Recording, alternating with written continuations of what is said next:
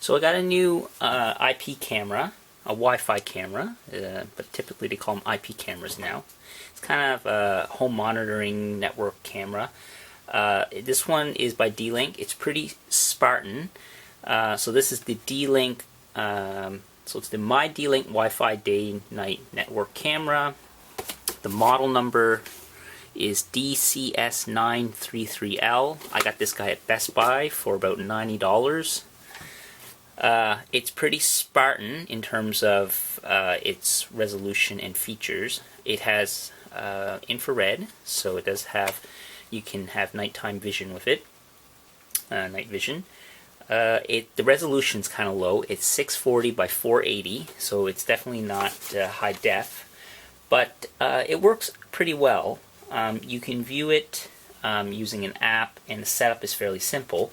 Now, what came in the box is pretty Spartan. I won't bother to show you. It's just a box. It came with the camera packaged, a power adapter, and an Ethernet cable, and some screws for mounting it as well. The one note is it uses a proprietary power adapter, which is kind of unfortunate. Too bad they can't standardize something to use micro USB like a lot of the other companies. But minor. It's just a power adapter. And so the camera itself has a base that swivels and you can mount it. There's some mounting holes. You know, it's fairly light. Nothing spectacular about it. So there's a plug for the power, and uses 5 volts, 1 amp. Has an Ethernet port, a hardwire connection, a reset button, and then there's some LEDs here to represent the power when it's on and when it's connected. There's infrared LEDs here. When you plug it in, you can kind of see them. They're red. And to set it up was fairly simple. You plug it in. You have to plug it into your Ethernet box, or your, I should say, router, in order to do the initial setup. And you have to install the My D-Link Lite app. So you install this, and you just run through. It's fairly easy. I won't bother to show that. You just follow the directions. You install the app. I'm using Android, so I got it from the Google Play Store. Installed it, and it just told me what to do. Fairly easy. Plug it into the router, and then it asks you to create an account, and you just follow the directions, and it's pretty simple. What I'm going to do though is do a couple screen captures and show you the quality and what it looks like at nighttime and daytime. And yeah, that's about it. The nice thing about this is it works. You know, it works out of the box. What I'm going to do is plug it in, and then show you. So I'm going to plug it in, and it'll initialize. Now, I've done an initial setup already, as I mentioned, by plugging it into the router directly with the hardwire connection. I did a setup, and then once you have it all set up, you can go into the camera menu, and I'll show you that once I get this up, and once this is up and running. That'll turn a different color once it's ready. So it's connecting to Wi-Fi. But once you have it connected, you can tell it to go Wi-Fi, and you don't need to have it plugged into the Ethernet. Now, there is one little issue. If your firmware isn't updated, or I should say, if you're working off Wi-Fi, in order to update the firmware, you have to be plugged into the network. A friend of mine has a few of these cameras, and it's he has them mounted up high, and it can be a bit of an issue. Hopefully D-Link will release a firmware patch in order to fix that issue, so you can update it via Wi-Fi. The other Chinese camera I have, the Xiaomi smart home camera, allows you to, well, it's only Wi-Fi only. There's not even a hard port, so there's no reason why they couldn't do it. But anyways, so the light is now turned green. It was red and blue initially. The WPS, so that's the Wi-Fi security light, that's now off. Now this is turned green, meaning it's connected. So if I go into the app now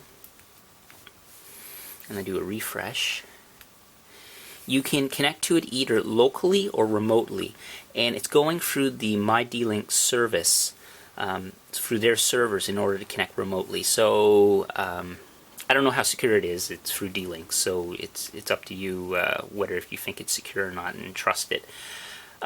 Also, there is no micro SD slot on this to do any recording, so you can't record off of this. You might be able to do something remotely, although I haven't found anything. So now it shows here.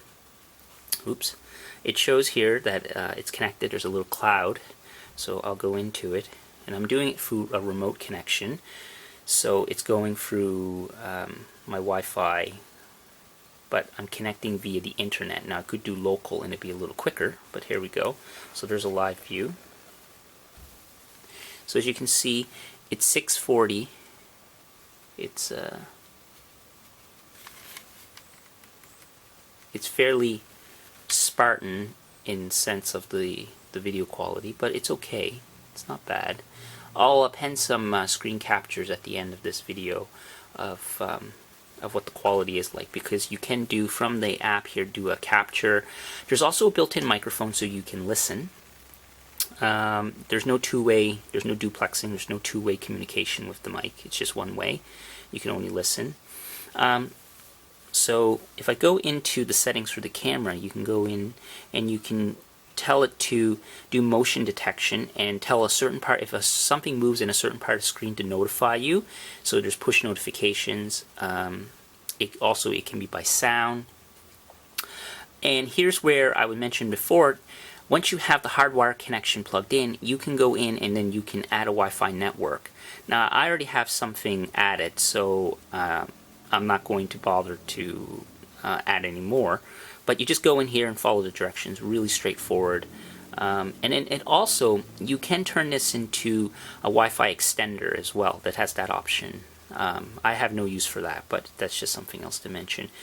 You can read up on the specs, but that was just a really quick overview of this camera. It's an indoor camera. It's not built for the outdoors. I should mention that as well. The articulation is pretty good, so you know, you could put it any way you want, so that's okay.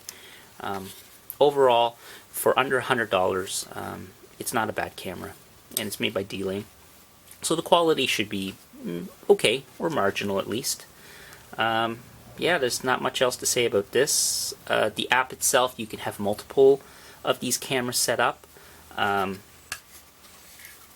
they'll all be listed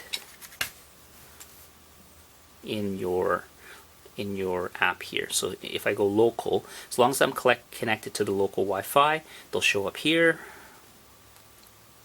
There it is. And if I do remote, this is going out into the cloud or out to my D-Link service, and I'm connected to it. So it's fairly straightforward. I think actually both times they go through the D-Link service. Just remote is the only way you can connect. So if I were to actually disable Wi-Fi, I'll turn off my Wi-Fi, and I go back into the app, local actually won't show it. So it says to connect to your local cameras, you should turn on your phone's Wi-Fi setting. I can only view it remotely out through the internet.